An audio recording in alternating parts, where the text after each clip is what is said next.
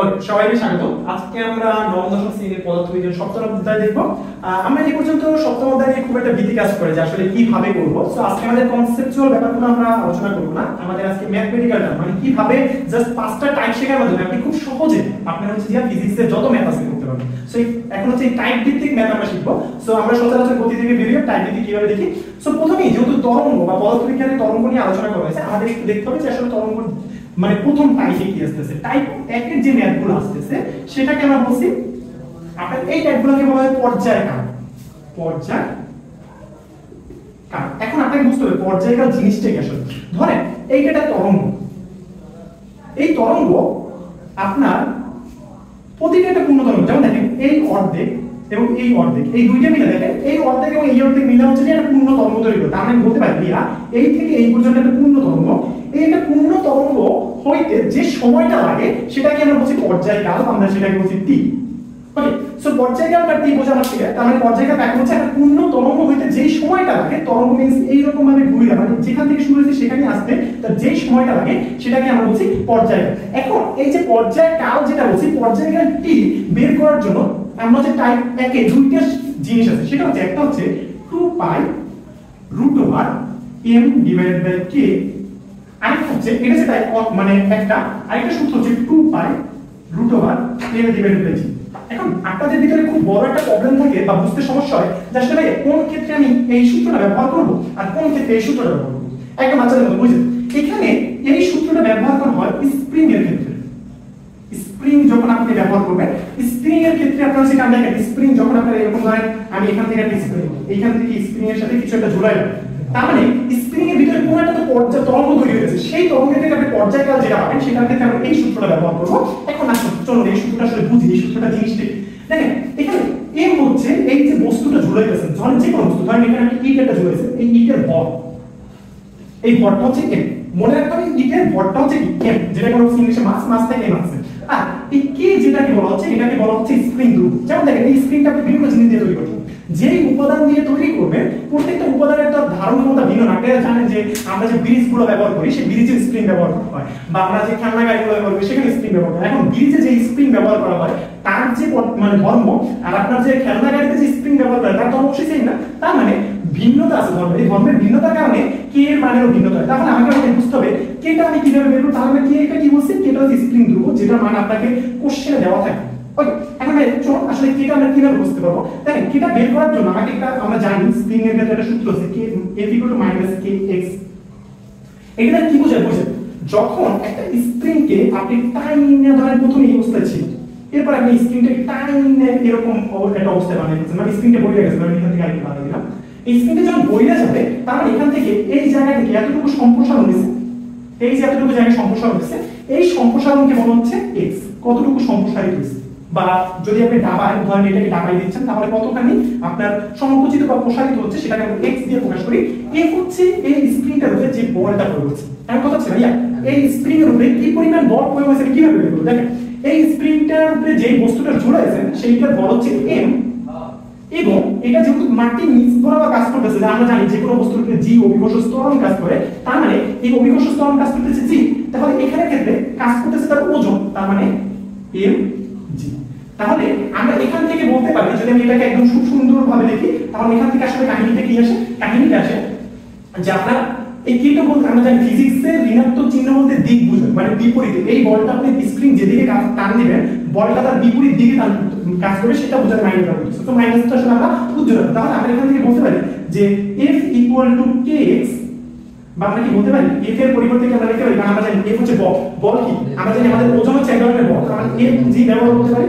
আর এখানে কি বলতে পারি kx, সেখান থেকে আমরা বলতে পারি যে আসলে k = কি ব্যবহার তো mg divided by x। So এই সূত্রটার মাধ্যমে আমরা কি খুব সহজেই বের করতে পারি, যে কোনো বস্তু আমরা আছে কে খুব সহজেই mg ডিভাইডেড বাই x দিয়ে বের করতে পারি। তাহলে এখান থেকে আমরা কি শিখলাম, যে কোনো স্প্রিং এর ক্ষেত্রে, এবং আপনি যখন নটরডেম এডমিশন দিবেন কিংবা হলিক্রস এডমিশন দিবেন, ঢাকা ইউনিভার্সিটি এডমিশনের ক্ষেত্রেও এই পর্যায়কালের স্প্রিং দিয়ে খুব ম্যাচ। ওকে, সো এখান থেকে আমাদের এখান থেকে একটা সূত্র, আমরা আরেকটা সূত্র এস্টাবলিশ করে দিলাম, সেটা হচ্ছে কি k = তাহলে কি বলছিলাম mg ডিভাইডেড বাই x। ওকে, এখন কোন জিনিসে আমরা পাই এর মান তো জানি 3.116 বা 22/7। সো কোন জিনিসের যদি 2 পাই দেওয়া থাকে, m দেওয়া থাকে, k দেওয়া থাকে, তাহলে আমি কি বের করতে পারবো? কোনো সমস্যা আছে? চলো একটা ম্যাথ করে দেখে। ধরেন কোন একটা বস্তু বললো যে কোন একটা বস্তু স্প্রিং এর সাথে ঝুলানো আছে যার ভর m = 2 কেজি। ওকে, তাহলে কোন একটা ভর বস্তুটা 2 কেজি ভর আছে, সেই বস্তুটা ঝুলানোর পরে তাহলে আমি এইরকম একটা চিত্র দিলাম। এই বস্তুটার ভর m দেওয়া আছে 2 কেজি। বস্তুটা ঝুলানোর ফলে এই স্প্রিংটা যে পরিমাণ সম্প্রসারিত হয়েছে, মানে আমি যদি দ্বিতীয় আরেকটা পিকচার রাখি, যে এটা যে পরিমাণ সম্প্রসারিত হয়েছে এখান থেকে এখানে সম্প্রসারিত হয়েছে ধরে আছে 2 মিটার। ওকে, যেটা হচ্ছে আলটিমেটলি x। ওকে, 2 মিটার সম্প্রসারিত হয়েছে। তাহলে আমরা এখান থেকে লিখতে পারি যে আসলে x হচ্ছে যে আমি 2 মিটার।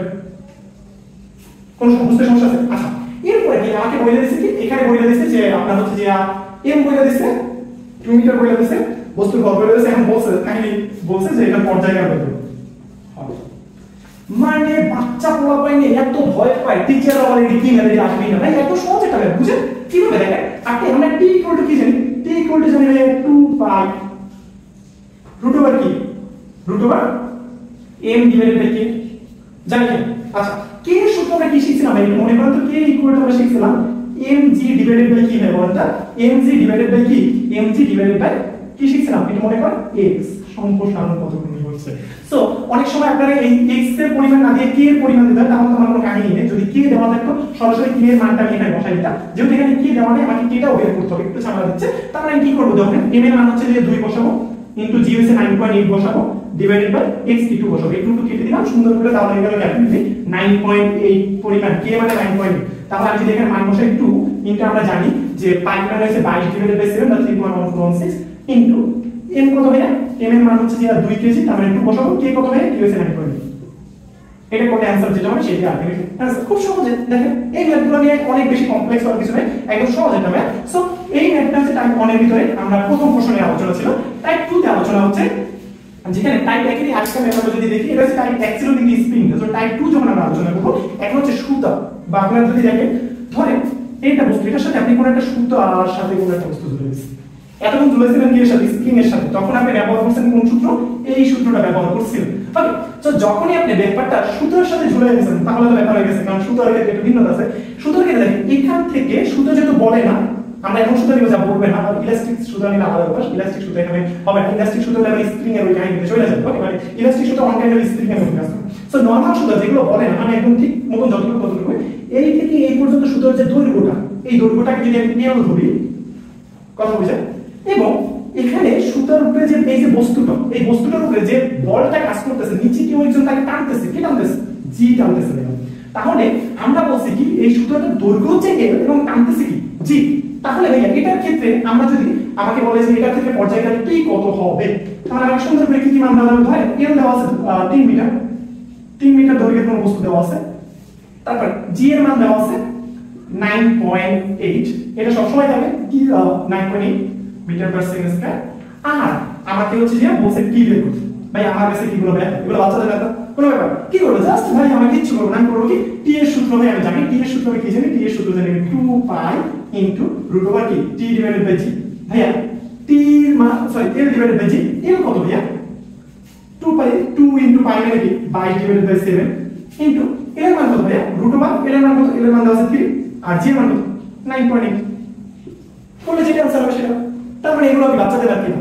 সো এই ম্যাথগুলো নিয়ে মানে একদম বেশি পরিমাণে হাইপার হওয়ার কিছু না, একদম সহজ একদম ম্যাথ। সো আবার অনেক সময় দেখা যাবে যে এই ম্যাথগুলোকে একটু ঘুরে দিতে পারে, যখন আপনার দেওয়া থাকে l দেওয়া থাকে না, l বের করতে বলবে, ধরেন আপনার এখানে পর্যায়কাল দেওয়া আছে, পর্যায়কাল ধরে দেওয়া আছে 5। ওকে, সো পর্যায়কাল যখন 5 দেওয়া আছে তখন আবার এটা কি বের করতে, তখন আবার এই যে t কি জানেন বলেন? 2 পাই √ l ডিভাইডেড বাই g। তার মানে আমি এখান থেকে কি বলতে পারি যে আমি যদি এই 2 টাকে এসে নেই, তাহলে t divided by 2 pi equal to √ l divided by g। বা আমি এখান থেকে বলতে পারি দোনো সাইড যদি বর্গ করেন তাহলে এটা হবে t square divided by 4 pi square, মানে দোনো সাইড যদি বর্গ করছি তাহলে বর্গ করলে এই যে কি হবে রূপটা উঠে যাবে, তাহলে l ডিভাইডেড বাই g। তার মানে আলটিমেটলি এখান থেকে আসে কি বলেন তো, l ইকুয়াল টু কি আসে বলেন তো? t square divided by 4 pi square into কি g। তাহলে এটা হচ্ছে দৈর্ঘ্য l নির্ণয় সূত্র। এবং এই ম্যাথটা হিউজ টাইম এডিশন আছে। সো এই ম্যাথটা খুব ভালোভাবে বুঝতে হবে, এইখান থেকে ম্যাথ দিয়ে যে দৈর্ঘ্য নির্ণয় বাচ্চারা তো কি হবে ভাই, তুমি যদি টাইপ 2 টা বুঝো তোমার কাছে এগুলো কোনো ব্যাপার না। ওকে, তো টাইপগুলো বুঝতে হবে। এরপর যদি তোমাদের মনে হয় যে না ভাই এটা রিলেটেড আমাদের ডিটেইলস লাগবে, ডিটেইলস ক্লাস লাগবে, অবশ্যই কমেন্ট সেকশনে জানাও, আমরা ডিটেইলস ক্লাস এটা দিয়ে দিব। আজকে আমি এই পুরো অধ্যায়টা কভার করব যেখানে আমি টাইপগুলো তাড়াতাড়ি জানতেছি। ওকে, এরপরে যেটা হচ্ছে টাইপ 3 তে যে ম্যাথটা আছে, টাইপ 3 ম্যাথটা খুবই গুরুত্বপূর্ণ। টাইপ 3 তে ম্যাথ হচ্ছে অনেকগুলো প্রশ্ন আসে যেটা v f divided by lambda. Okay, v মানে হচ্ছে ভেলোসিটি বা বেগ বাংলায় যেটাকে বলি, f হচ্ছে কম্পাঙ্ক, আর ভাইয়া ল্যামডা হচ্ছে তরঙ্গ দৈর্ঘ্য, তরঙ্গ দৈর্ঘ্য। এখন ভাইয়া প্রত্যেকটা টার্মই তো নতুন নতুন, আমি আশা করি তোমরা সায়েন্সে যারা যেহেতু নতুন তার মানে এই টার্মগুলো প্রত্যেকটা নতুন, আমি সহজে করতেছি। হ্যাঁ, তো বেগ মানে কি? বেগ মানে হচ্ছে কোন একক সময়ে কোনো কিছু কতখানি দূরত্ব যায়, ব্যাপারটা বেশি। যেমন বলো না যে একটা বাইক চালানোর সময় বলো না যে আমি 80 বেগে চালাইতেছি, 90 বেগে চালাইতেছি, that means what? That means তুমি ওই বাইকটা ঘন্টায় 80 কিলোমিটার যায়। তার মানে বেগ হচ্ছে কোনো কিছু ঘন্টায় কত কিলোমিটার যাচ্ছে, ওকে, সেটা আমরা কি বলছি বেগ। এখন এটা এমন হতে পারে যে মিনিটে কত সেকেন্ড যাচ্ছে, মানে প্রতি সেকেন্ডে কত মিনিট যাচ্ছে বা মিটার যাচ্ছে, বা প্রতি ঘন্টায় কত কিলোমিটার যাচ্ছে। ওকে, তো আমাদের মাথায় রাখবে মিটারের সাথে অলওয়েজ সম্পর্ক আছে সেকেন্ডে, কিলোমিটারের সাথে অলওয়েজ সম্পর্ক আছে কি আওয়ার। বলতে পারি তাহলে ভাইয়া এখান থেকে আমরা যদি শিখে গেলাম তাহলে ভাইয়া বেগ কাকে বলে? বেগ হচ্ছে ভাইয়া প্রতি সেকেন্ডে কত মিটার যায়, প্রতি ঘন্টায় কত কিলোমিটার যায়। এখানে কোনো সমস্যা নেই। আচ্ছা, কম্পাঙ্ক, কম্পাঙ্ক কি? কম্পাঙ্ক আমি বলছিলাম ভাইয়া প্রতি সেকেন্ডে কয়টা পূর্ণ দোলন দেয়। দেখো এইটাকে বলা হচ্ছে একটা পূর্ণ কম্পাঙ্ক। কি বলছো বলতো? এটা পূর্ণ কম্পাঙ্ক। এরকম প্রতি সেকেন্ডে মানে 1 সেকেন্ডে কয়টা পূর্ণ কম্পাঙ্ক দেয় সেটা হচ্ছে কম্পাঙ্ক। ওকে, তাহলে প্রতি সেকেন্ডে কয়টা পূর্ণ দোলন দেয় সেটাকে তার মানে কি কম্পাঙ্ক। যেমন এইটা যদি ধরো এই 1 সেকেন্ডে ধরো এরকম এই পর্যন্ত গেল, এই থেকে এই পর্যন্ত যাইতে তাহলে 1 সেকেন্ড আছে। তার মানে এখানে সে কয়টা, এই একটা দোলন দিয়েছে, এই একটা দোলন দিয়েছে, তার মানে কি দুইটা দোলন দিয়েছে, তার মানে কম্পাঙ্ক হবে এর f = 2। ক্লিয়ার? বুঝতে পারছো না? আচ্ছা, এখান থেকে মজার ব্যাপার দেখো, এখান থেকে তুই কম্পাঙ্ক থেকে আবার হচ্ছে যে তুই পর্যায়ক্রম বের করবে। কম্পাঙ্কের সাথে পর্যায়ক্রমের সম্পর্ক 1 ডিভাইডেড বাই t। খেয়াল করো এই বস্তুটার ক্ষেত্রে যখন হচ্ছে কম্পাঙ্ক 2 কিন্তু 1 ডিভাইডেড বাই t, তার মানে তুমি বলতে পারো t = দুইটাকে এখানে কাটাই দাও 1 ডিভাইডেড বাই 2, তার মানে 0.5। তার মানে 0.5 সেকেন্ডে একটা কি করে দেয় বলতো? একটা 0.5 সেকেন্ডে কি করে বলতো? 0.5 সেকেন্ডে সে একটা মহাবিশ্বের কম্পন দেয়। আর আমরা কিন্তু প্রথমেই বলছিলাম এই থেকে এই পর্যন্ত যাইতে তার একটা কম্পন দিতে, পূর্ণ কম্পন, তার যে সময়টা লাগে সেটাকে কি বলে? কম্পাঙ্ক। এখানে কত দিয়েছে? 0.5 সেকেন্ড লাগছে। তার মানে এটাকে কি বলে বলতো? এটাকে সেকেন্ডে 0.5 সেকেন্ডটাকে বলা হচ্ছে কম্পাঙ্ক। এখন খেয়াল করো, বুঝো এখানে আমরা যেহেতু এই সূত্রটাকে যদি এস্টাবলিশ করি 1 ডিভাইডেড বাই t, তার মানে 1 হচ্ছে t কি? t second. তার মানে আমরা বলতে পারি এটার হচ্ছে একক হচ্ছে যে সেকেন্ড ইনভার্স। সেকেন্ড ইনভার্সে প্রকাশ করা হার্জ দিয়ে, এটা ইউনিভার্সাল একক হার্জ দিয়ে প্রকাশ করে। তার মানে কম্পাঙ্কের একক কি হবে বলতো? কম্পাঙ্কের একক হচ্ছে হার্জ। বুঝতে পারছো আছে না? আর একটা জিনিস যেখানে তরঙ্গ দৈর্ঘ্য, এইটা বুঝতে মানে অনেক টিচাররা বুঝতে পারে না আসলে তরঙ্গ দৈর্ঘ্যটা কি, স্টুডেন্টরা কিভাবে বুঝবে। দেখো একদম সহজ তরঙ্গ দৈর্ঘ্য বুঝবে। ধরো এখান থেকে বুঝতে, এখান থেকে যাত্রা শুরু করে এখান থেকে এখানে এসে বসছে ভাইয়া কম্পাঙ্ক তরঙ্গ দৈর্ঘ্যটা বুঝো। খেয়াল করো এখান থেকে শুরু হয়েছে না, এই জায়গাটায় আসছে, এখান থেকে শুরু হয়েছে মানে নেক্সট জায়গাটা এখানে ঢুকবে। এর আগের জায়গাটা চিন্তা করছে, এখান থেকে শুরু হয়েছে তার মানে কি নেক্সট এখান থেকে ঢুকবে। তার মানে বুঝো এখান থেকে শুরু হয়েছে এইটা, আবার এখান থেকে ঢুকতেছে, এখান থেকে এইখানে ঢুকছে, এখান থেকে তার আদি অবস্থা, তার মানে এই পর্যন্ত তার আদি অবস্থা। তার মানে এই পর্যন্ত যে দূরত্বটা ভাইয়া সেটাই কি বলছে বলতো? সেটাই তার ল্যামডা বা তরঙ্গ দৈর্ঘ্য। তাহলে তরঙ্গ দৈর্ঘ্য হচ্ছে কোন বস্তু এক জায়গা থেকে আরেক জায়গা পর্যন্ত যে দূরত্বটা, মানে বাংলা কথা হচ্ছে একটা পূর্ণ কম্পন দিতে, এই যে একটা পূর্ণ কম্পন, এটা পূর্ণ কম্পন, এদের মধ্যবর্তী যে দূরত্ব সেটাকে বলে, এই যে একটা অর্ধকম্পন একটা অর্ধকম্পন নিয়ে যেটা পূর্ণ কম্পন করছে, এই দুটো কম্পনের মধ্যবর্তী যে দূরত্ব সেটা হচ্ছে কি তার তরঙ্গ দৈর্ঘ্য বা ল্যামডা। এদের মধ্যবর্তী দূরত্ব বুঝতে পারছো? এই থেকে এই পর্যন্ত দূরত্ব হচ্ছে কি তার তরঙ্গ দৈর্ঘ্য বা ল্যামডা। এখন যদি সব দেওয়া থাকে তাই একদম সহজ। খেলো এখান থেকে আমরা লিখতে পারি a = ভাইয়া এই ল্যামডাটা এর নিচে বাড়াই দাও, তার মানে v ডিভাইডেড বাই ল্যামডা। তাহলে একটা দিয়ে কত সেট করতে হবে? আমরা যদি ল্যামডা = বের করতে পারি তাহলে বলতে পারি v ডিভাইডেড বাই a। আবার যদি t দেওয়া থাকে ভাইয়া f এর জায়গায় t বসে তাহলে v divided by a f = কি শিখছি 1 divided by t। That means আমি 1 ডিভাইডেড বাই t ব্যবহার করলে কি হবে বলতো? v * t উল্টে যাবে, তার মানে v।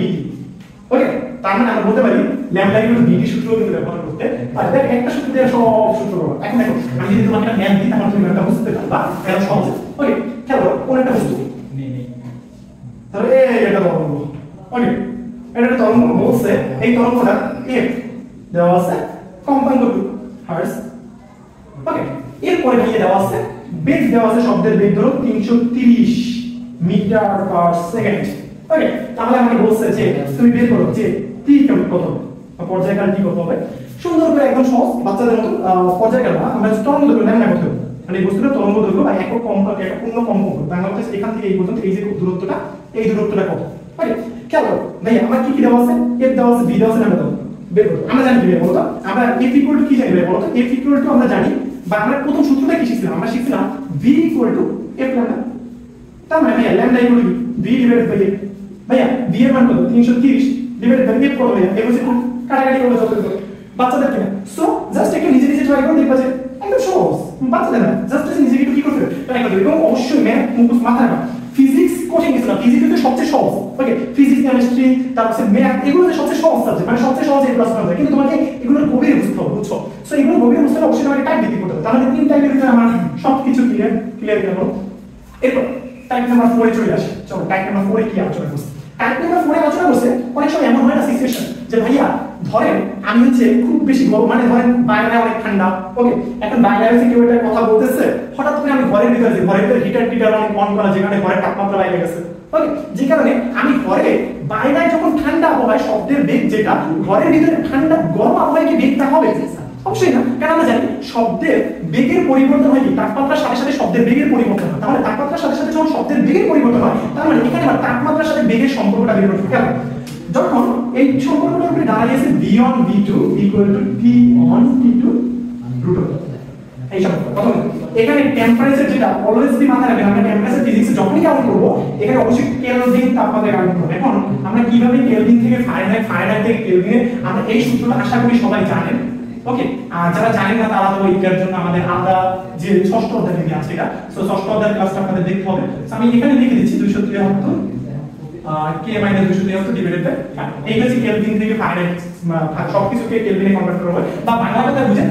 যেটা যদি কোনো কিছু সেলসিয়াস দেওয়া থাকে তার সাথে 273.15 যোগ করলে সেটা কেলভিন আমরা বলছি তার মানে যদি দেওয়া থাকে 7 ডিগ্রি তাহলে ধরেন আমি দিচ্ছি 7 ডিগ্রি সেলসিয়াস এটাকে যদি আমি এর সাথে যদি আমি পয়েন্ট 273.15 কেলভিন লিখি মানে যোগ করলে বাংলা হচ্ছে যেটা কত 280.15 এটা কেলভিন লিখতে হবে কথা বুঝে গেছেন আশা করি বুঝতে পারছেন এখন কিভাবে কাজ করে কাজ আমরা সবসময় মনে রাখতে হবে কোন বস্তুর স্বাভাবিক তাপমাত্রা বলতে কত বলছে 0 ডিগ্রি সেলসিয়াস নেভার এটা স্বাভাবিক তাপমাত্রা কোন বস্তু 25 ডিগ্রি সেলসিয়াসের যে স্বাভাবিক তাপমাত্রা যেটা আমরা বলি শব্দের বেগ 25 ডিগ্রি সেলসিয়াস টেম্পারেচার যে স্বাভাবিক তাপমাত্রা যদিও এখন ধরেন কোন বস্তুর বেগ দেওয়া আছে 0 ডিগ্রি সেলসিয়াস টেম্পারেচারে দেওয়া আছে 200 আপনারা হচ্ছে যে 330 দেওয়া আছে এটা হচ্ছে টেম্পারেচার কি এখন 0 ডিগ্রি বাই ডিগ্রি কেলভিনে কত হবে কেলভিনে 273.15 কেলভিন এই তাপমাত্রায় শব্দের বেগ দেওয়া আছে 330 সাপোজ দিয়ে দেওয়া আছে তার মানে আমাকে বের করতে বলছে যে ধরে হচ্ছে যে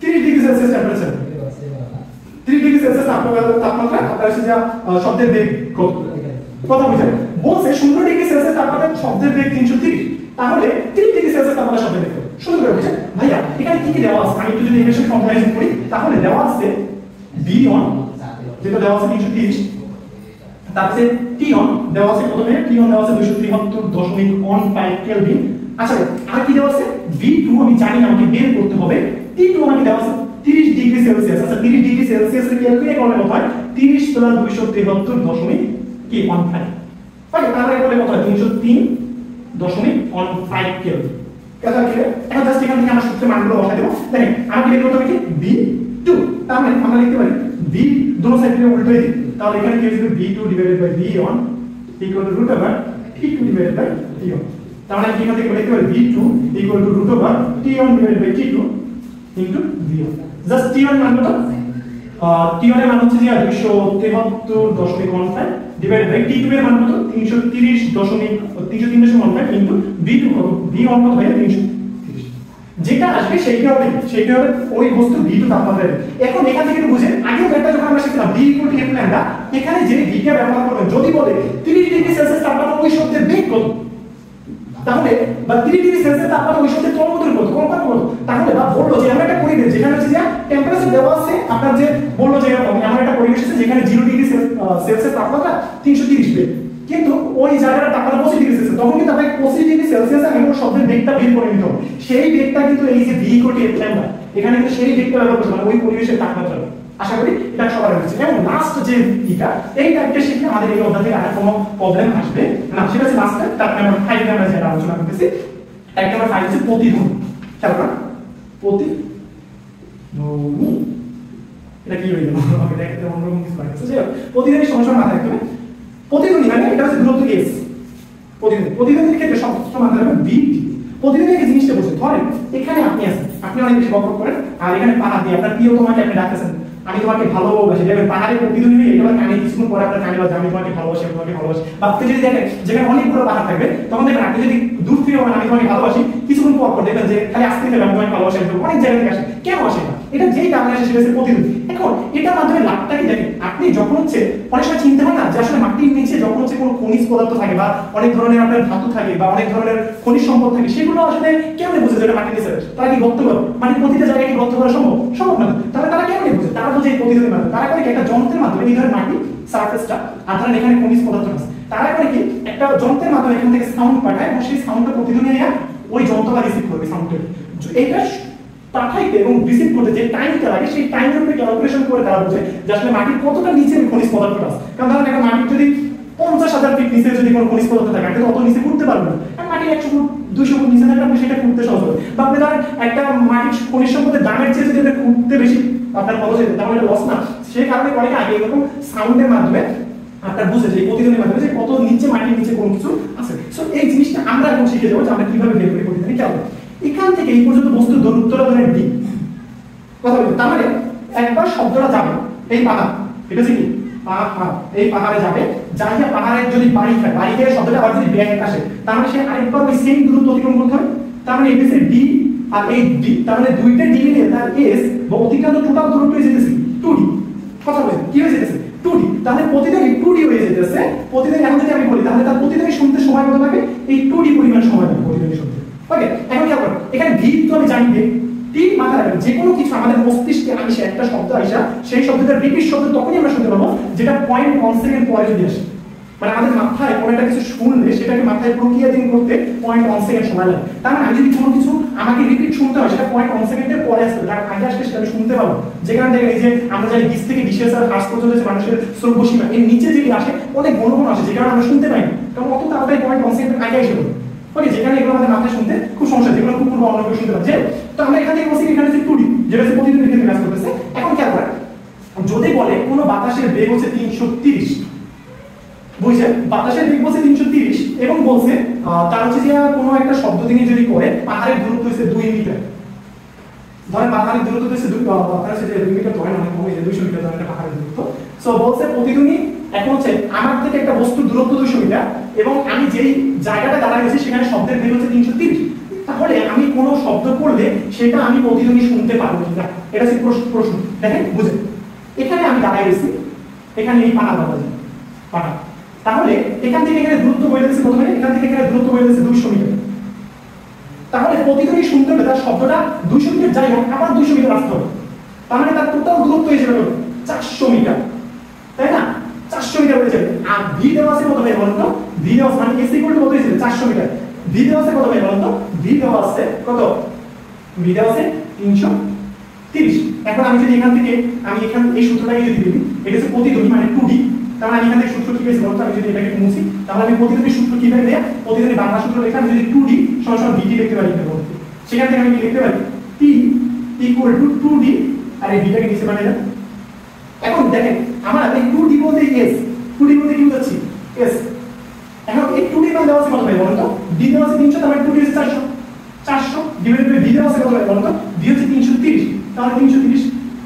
এটা ক্যালকুলেশন যদি করেন, এখন আপনি ক্যালকুলেশন করে সাপোজ এটা আমি একটু ক্যালকুলেশনের সহজাত মানগুলো নিই। ধরেন আমি এটা 2000 দিলাম, কারণ হচ্ছে আমার ক্যালকুলেশন আচ্ছা চারা ধরেন এখানে বাতাসের বেগ হয় না দিলাম, ধরেন আমি দিয়ে দিলাম 4000, সাপোজ আমি দিয়ে দিলাম 4000। একটু ক্যালকুলেশন, কারণ আমার কাছে ক্যালকুলেটর নেই যেখানে আমি ক্যালকুলেশনের সুবিধা দিই। আমি ক্যালকুলেটর যদি এখানে 4000 ব্যবহার করতাম, যদি এত অনেক বেশি শব্দ বের হয়ে গেছে, ওকে 4000 যদি হতো তাহলে কাটাকাটি করলে কত? 0.1 সেকেন্ড হয়ে গেছে, বুঝছেন? 0.1 সেকেন্ড বা 0.12 13 whatever যা আসুক না কেন, তাহলে এটা কি বলে না 0.1 সেকেন্ডের চেয়ে বড় না ছোট এই মান? আপনি দেখবেন যদি এই মানটা 0.1 সেকেন্ডের সমান বা তার চেয়ে বড় হয় তাহলে আপনি প্রতিদিন শুনতে পাবেন। বাট যদি এই মানটা এরকম মাত্র 0.09 তাহলে আপনি সেই প্রতিদিন শুনতে পাবেন না।